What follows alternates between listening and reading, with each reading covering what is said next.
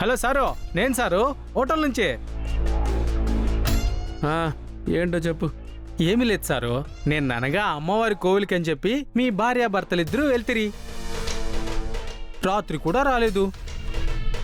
ఏమయ్యారో ఏంటో అని రూమ్ కూడా ఖాళీ చేయలేదు కదా అని ఫోన్ చేస్తేని. అదో పెద్ద కథ. ఇక్కడ అనుకోకుండా ఇన్సిడెంట్ జరగడంతో ఫారెస్ట్లో ఇరుక్కుపోయాం. ఇప్పుడే దారిలో పడ్డాం. ఆ గుడికే బయలుదేరుతున్నాం. అవునా సారు, జాగ్రత్తగా అమ్మవారి దర్శనం చేసుకొని వచ్చేయండి సారు.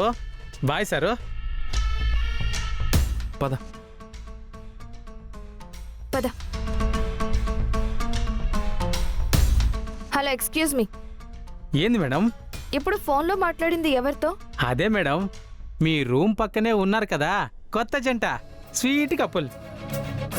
వాళ్ళు అమ్మవారు కోవలని చెప్పి నిన్ననగా వెళ్తిరి. ఇప్పటిదాకా రాలేదని టెన్షన్ పడి నేను ఫోన్ చేస్తేని. ఏదో ఫారెస్ట్లో వాళ్ళు ఇరుక్కుపోయారంట మేడం. రాత్రంతా ఇద్దరు అక్కడే స్టే చేశారంట. కొత్త జంట, పైగా పండి వెన్నెల్లో. నైట్ అంతా ఫారెస్ట్లో స్టే చేస్తే చాలా బాగుంటుంది కదా మేడం. అట్లా ఊహించుకుంటేనే ఎంత రొమాన్స్ జరుగుతుందో కదా. ఏయ్, నీ సొల్లాపు. ఫారెస్ట్లో వాళ్ళు ఏం చేశారనేది కాదు, ఇప్పుడు ఎక్కడికి వెళ్తున్నారో అది చెప్పు. వాళ్ళు ఎక్కడికి వెళ్తే మీకేంది? అంటే మాతో పాటు వచ్చారు, మేమే లిఫ్ట్ ఇచ్చి తీసుకొచ్చాం ఈ హోటల్కి. పైగా పక్క రూమ్లో ఉంటున్నప్పుడు వాళ్ళు ఎలా ఉన్నారో ఏంటో అని తెలుసుకోవడం మినిమం బాధ్యత కదా. వాళ్ళు ఇప్పుడే దారిలో పడితేరంట మేడం. అమ్మవారి కోవలికి వెళ్తున్నారంట కదా, దర్శనం చేసుకొని మధ్యాహ్నం కల్లా వచ్చేస్తారంట. మీరేం టెన్షన్ పడకండి.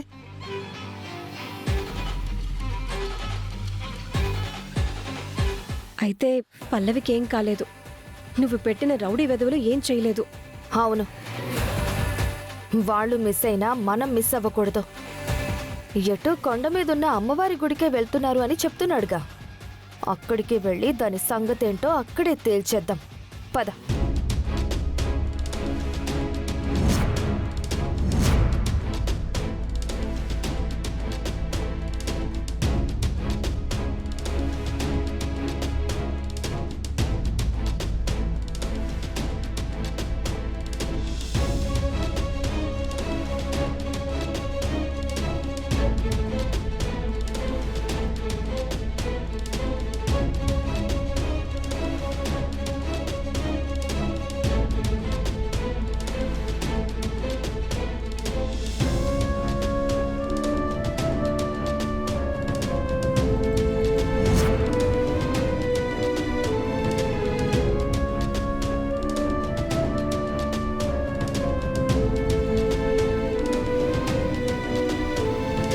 దండం పెట్టుకోండి.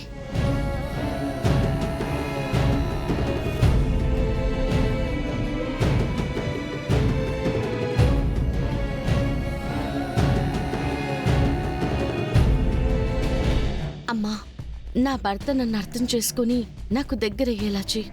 ఎంతో ఇష్టపడి ఆయన్ని పెళ్లి చేసుకున్నాను. ఆయన అంతలా ప్రేమించాను. తను నన్నంతలా ప్రేమించి అర్థం చేసుకునేలా చెయ్యి. అలా చేస్తే మళ్ళీ నీ గుడికొచ్చి నిన్ను దర్శనం చేసుకుంటాను.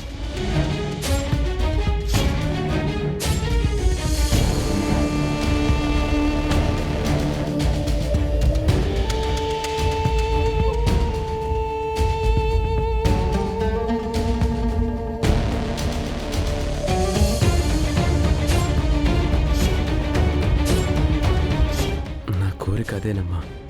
ఆ పాట పాడిన అమ్మాయిని నేను మనస్ఫూర్తిగా ప్రేమిస్తున్నాను. కానీ అమ్మాయి ఎలా ఉంటుంది, ఎక్కడ ఉంటుందో నాకు తెలీదు. ఆ అమ్మాయి ఎలాగైనా నాకు ఎదురుపడేలాగా చేయి.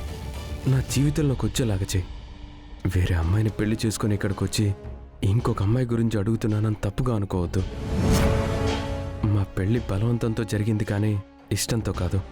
నీకు తెలుసు కదా, ఆ అమ్మాయి ఎవరో నాకు తెలియాలి. తను నన్ను ప్రేమించాలి. తనే నా జీవితంలోకి భార్యగా రావాలి. ఏమైంది? ఎవరో నన్ను తలుచుకుంటున్నారండి. నిన్నెవడు తలుచుకుంటాడు? ఎవరో ఎందుకు తలుచుకుంటారు? మీరే తలుచుకొని ఉంటారు.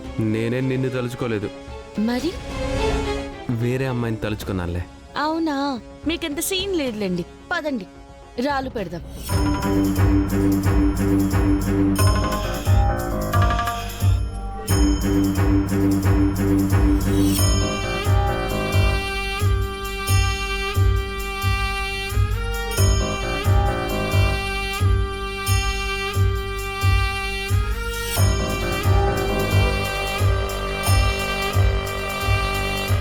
ఏమండి, మీరు కూడా రాళ్ళు పేర్చండి. ఈ రాళ్ళు ఒకదాని మీద ఒకటి పేరిస్తే మనసులో ఉన్న కోరికలన్నీ నెరవేరుతాయని చెప్పారు కదా.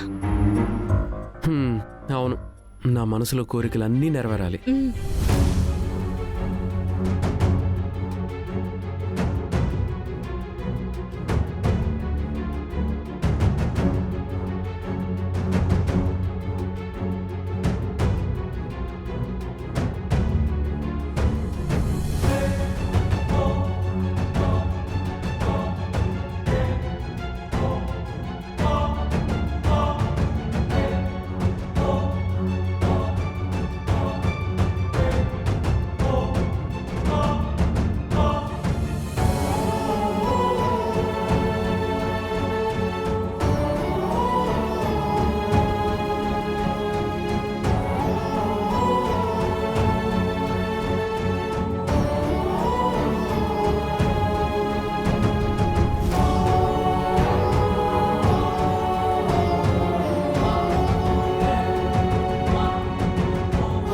హేయ్, నా వైపు అలా చూస్తావేంటి?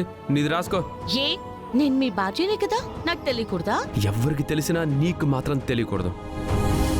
నీది నువ్వు రాసుకో.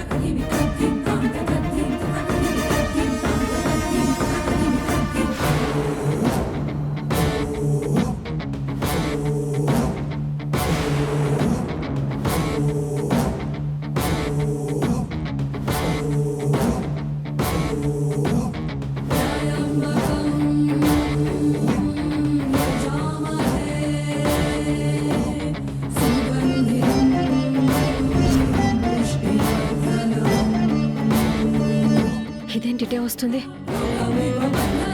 వెళ్ళిపోదామా? వద్దు, చుట్టూ జనమున్నారు కదా. ఇక్కడైతేనే మనం కవర్ అయ్యి ఉంటాం. మనం పక్కకు వెళ్ళామంటే పొరపాటున అది చూస్తే